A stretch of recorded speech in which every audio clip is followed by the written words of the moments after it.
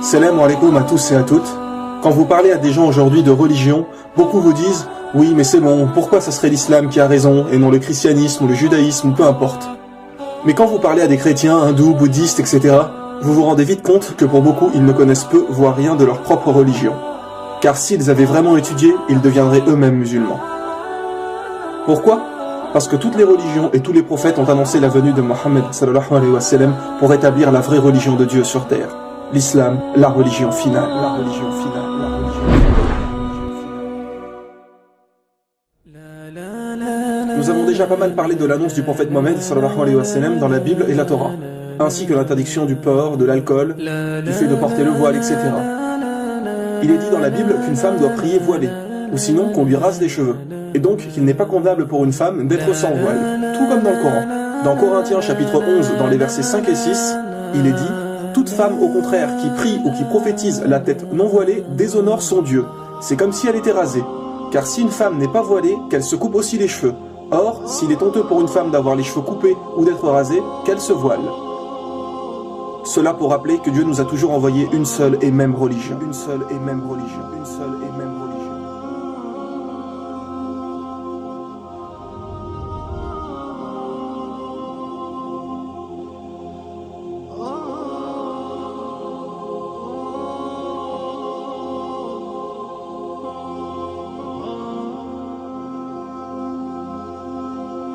Et comme il avait été dit dans la saison 2, pour toutes les grandes religions, elles portent le nom d'un peuple ou de quelqu'un, sauf l'islam.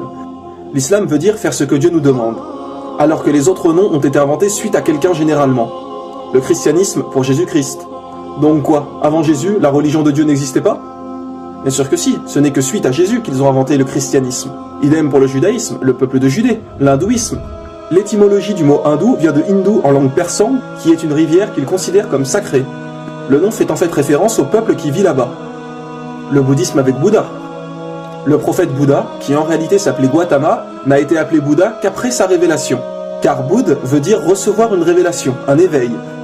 Et aujourd'hui, tout le monde vénère des statues de Bouddha, alors que celui-ci n'a jamais réclamé la divinité. Gautama n'a jamais dit ça. Ce n'est qu'après sa mort que les gens ont commencé à lui vouer un culte. Et si vous étudiez vraiment sa vie et ses enseignements, vous ne verrez pas de différence entre l'islam et le bouddhisme.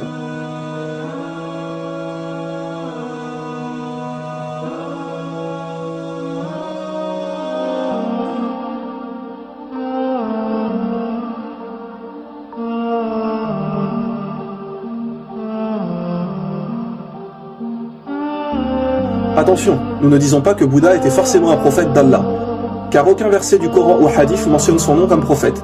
Et tant qu'il n'y a pas un texte du Coran ou un hadith pour confirmer quelque chose, nous ne pouvons être sûrs à 100%. Seulement, nous savons qu'un jour, on a interrogé le prophète Mohammed sallallahu alayhi wa sallam sur le nombre de prophètes, et il a répondu 124 000 prophètes et 315 messagers. Alors maintenant, quelle est la différence entre un prophète et un messager? Un prophète est quelqu'un qui a reçu une révélation, mais qui n'a pas forcément transmis un message. Par exemple, Mohammed sallallahu alayhi wa sallam était un prophète et messager, puisqu'il a reçu une révélation et nous a également transmis le Coran. Idem pour Moïse, qui nous a donné la Torah. Mais un prophète n'est pas forcément un messager. Dieu peut simplement lui parler et lui donner des commandements, sans lui donner un livre à transmettre à son peuple. Mais Allah a dit dans le Coran, à chaque communauté un prophète. Ce qui est bien évidemment juste. Allah n'a jamais laissé une seule communauté sans prophète. Donc peu importe où sur terre et à quelle époque, chaque communauté a eu un prophète pour les guider. Ce qui explique le nombre de 124 000 prophètes.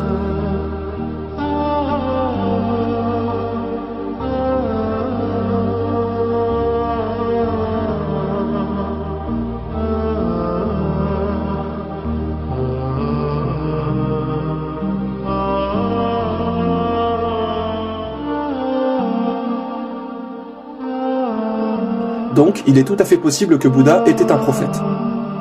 Dans les livres hindous, il est également dit qu'il n'y a qu'un Dieu unique. Il est même dit dans leur livre sacré Svetasvatara, Upanishad, chapitre 4, verset 19, et également dans le Yajurved, chapitre 32, verset 3, Natasya Pratima Asti, qui veut dire « Pour Dieu, il n'y a pas de Pratima ». Pratima signifie image, représentation, idole, etc.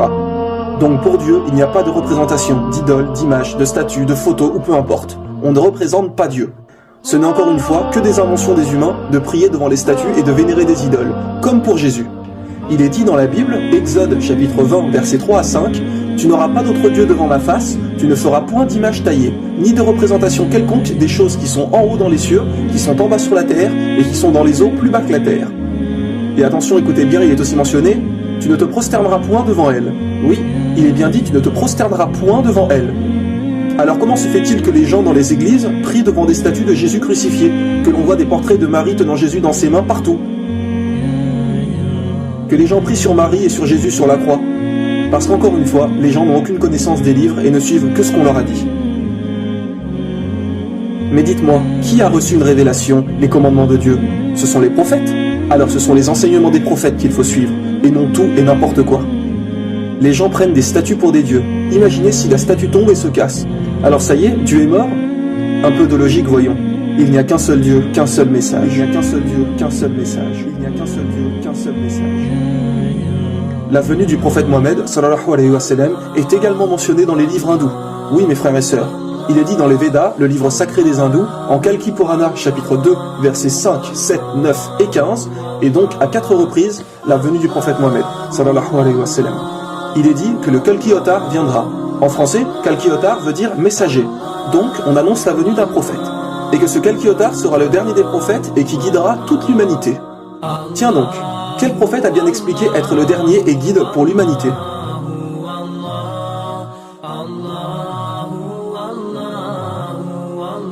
Il est dit que le nom du père de ce prophète serait Vishnuash, qui veut dire serviteur de Dieu. Bien évidemment, il parlait la langue hindoue. Mais si on le traduit en arabe, Vishnuash veut dire Abdallah. Et que veut dire Abdallah? Cela veut dire serviteur de Dieu. Et le père du prophète Mohammed s'appelait Abdallah. Il est également dit dans le livre des hindous que le nom de la mère de ce prophète est Sumati, qui veut dire en français paix et sérénité. Si on traduit Sumati en arabe, cela veut dire Amina. Et tiens donc, comme par hasard, comment s'appelait la mère du prophète Mohammed, sallallahu alayhi wa sallam? Elle s'appelait Amina. Il est aussi dit qu'il recevra sa première révélation dans une grotte. Le prophète Mohammed a reçu la révélation dans la grotte du mont Hira. Qu'il aura 4 grands compagnons, référence sûrement aux 4 califes bien guidés. Numéro 1, Abu Bakr, numéro 2, Omar ibn Khattab, numéro 3, Othman, et numéro 4, Ali. Et il y a encore de nombreuses descriptions de ce dernier prophète, de comment il vivait, ce qu'il mangeait, etc. Comme par exemple, il est dit qu'il mangeait des dattes et des olives, nourriture plus que courante à l'époque du prophète Mohammed en Arabie Saoudite. Il est dit que celui-ci sera né dans une noble et respectée dynastie de son pays, et nous savons qu'il est de la famille des dirigeants de la Mecque qui sont les Quraysh. Mais que faut-il de plus pour comprendre? Pour ceux qui disent que les hindous pensent que ce prophète annoncé n'est pas encore venu, sachez qu'il est mentionné que ce prophète mènera des batailles au sabre, à l'arc et qu'il aura des chevaux. alors qu'à notre époque, les batailles sont plus avec des armes à feu, avions, chars, etc. Alors mes frères et sœurs, vraiment, que faut-il de plus pour comprendre? Mohammed sallallahu alayhi wa sallam a été annoncé, et il faut le suivre. Comme dit Jésus, il est celui qui vous guidera dans toute la vérité, dans toute la vérité, dans toute la vérité, dans toute la vérité. L'islam est la religion de Dieu, la religion originale, la religion finale, la religion finale.